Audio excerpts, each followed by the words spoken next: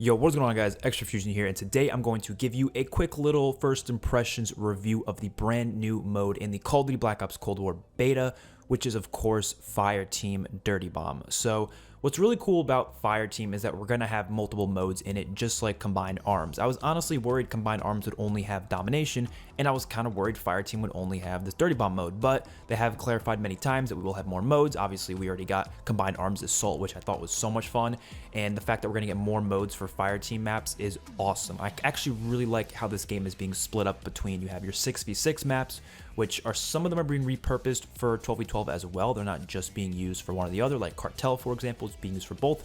You have, of course, the 12v12 maps for Combined Arms with vehicles and such, and then now you have the 40-player modes, which I don't know if all of these 40-player modes are going to all be, four teams. I feel like they will be, because this 40-player mode seems to take heavy inspiration from Warzone. Obviously, if you played it, you'll know that there's a lot of Warzone mechanics, and it's essentially Black Ops Cold War's version of Warzone. Now, what's interesting about this is, do we think that this is how Call of Duty Black Ops Cold War's Warzone is going to play, or is it just going to be a copy and paste of what we have in Modern Warfare? Like, a lot of people have been kind of, thinking about this, because originally I thought they would do what I kind of see here, where it's just like Warzone, but it's Black Ops mechanics, so it's going to feel a little different, animations are going to be a little different. But a lot of leakers have been saying that no, they're just going to take Black Ops Cold War stuff and put it into Warzone, which it'll still be within Modern Warfare's application.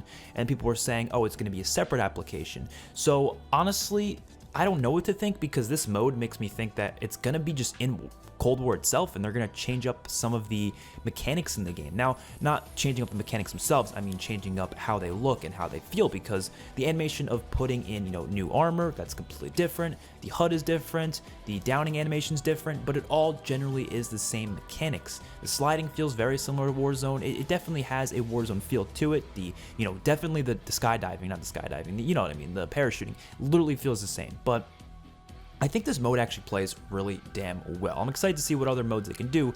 Clearly, these maps are apparently cut from the Warzone map. Now, it's not the same way that the Ground War maps were cut out, because Ground War, it was literally you were playing in the Warzone map itself on those Ground War maps. You can see the rest of the Warzone map in the distance, you know what I mean? But when it comes to this, it seems like these are sections of the Warzone map, but they're cut off completely, because if you look around yourself, you can't see the whole map. There's, no other areas around it. It's just the area you're playing in this mode itself. So to me, that means they're likely just cut out and put into this separate area, and they kind of, change up the background a little bit, so it's not like you're playing in the same exact place, when in reality, when we play Warzone, these locations will still be a part of the map. That's what at least it seems like.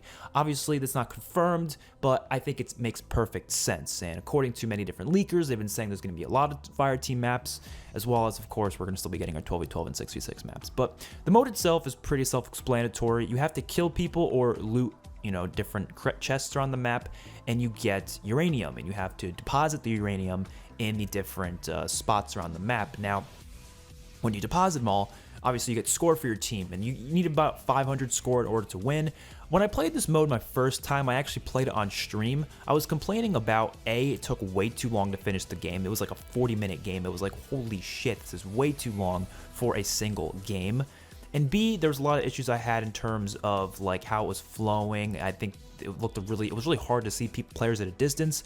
But then I played it on my own after stream. I played about 3 or 4 games, 2 games on Ruka and 2 games on Alpine, which are the 2 maps. Ruka is the sort of like grassy, foresty area, and then the one I like a lot more is the snowy mountain with the ski lift.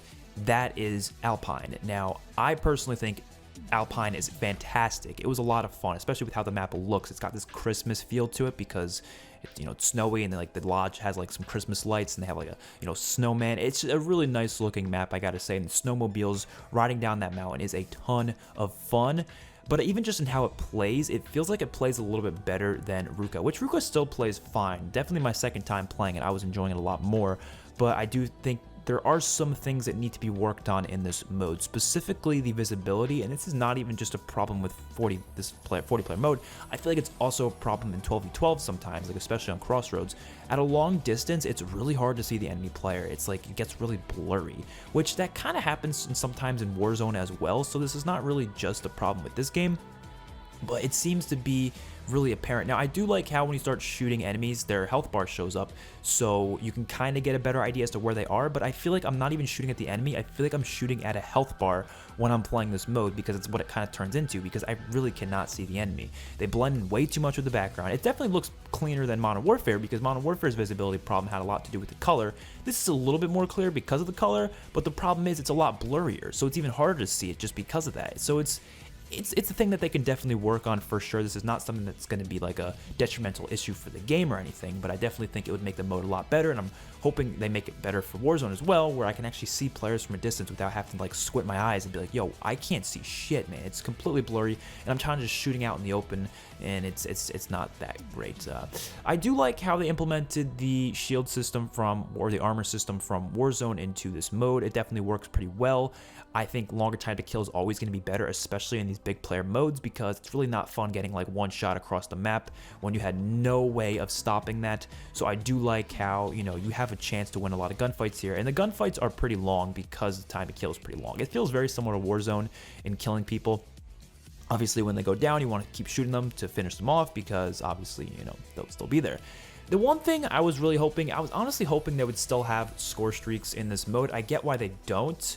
They obviously, earnable score streaks, Instead, the score streaks are just stuff you find on the ground. Now, the only problem I have with that is that anyone can get the most powerful score streak in the game, and it does get kind of frustrating because there's tons of streaks being called in during this mode. You got attack helicopters, sentry turrets, chopper gunners, there's all sorts of stuff being just thrown around in this mode, and it gets really hectic, and you sometimes you don't feel like you could even survive with more than a couple minutes of being outside. You kind of start camping because of it. But in normal modes, when someone earns a streak, it's like, okay, they earned that, right? But it doesn't feel like anyone earns it, because you're really not earning it. You're just finding it off the floor, getting lucky, and boom, you got a good streak. I don't want them to remove the streaks because I do like them, but maybe decrease, you know, the rate of which they spawn, and I feel like they could probably make it better. That's my main complaint there, but I definitely think they can work on that and make it a playable experience for sure. But I'm really excited to see the rest of the maps in this mode, man, because I'm also excited to see the rest of the modes in this overall Fireteam thing as well. I wonder what else they're going to do. I feel like they might just do stuff like, I could see them doing like just 25v25 or something like that, you know, maybe 20v20 on this big ass map. I feel like that could work well, just like a TDM type deal, and maybe we'll get some other smaller scale modes. I don't know. I'm just interested to see how they cut up the map selection within this game, because I wonder, is there going to be a decent amount of 66 maps, or are they going to cut back on them because they have all these other maps with all these other modes? I don't know. We'll have to wait and see. But hopefully you guys enjoyed this quick little review, first impressions of this thing.